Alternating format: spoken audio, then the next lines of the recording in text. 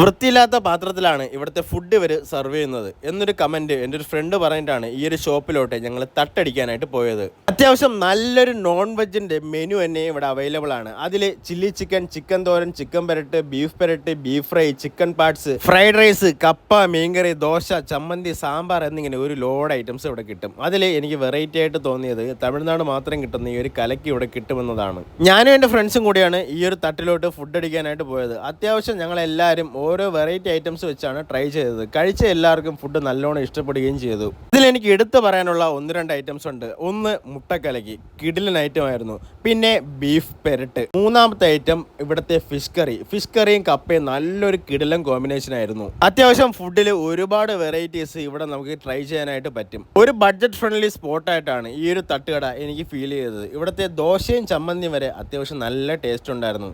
ഇതിന്റെ exact location വരുന്നത് നമ്മുടെ വഴുതക്കാട് കോട്ടഹിൽ സ്കൂളിനടുത്തായിട്ടുള്ള അഡാർ തട്ടുകടയാണ്. അത്യാവശ്യം നല്ല ഫേമസ് ആയിട്ടുള്ള നല്ല തിരക്കുള്ളൊരു തട്ടുകടയും കൂടിയാണിത്.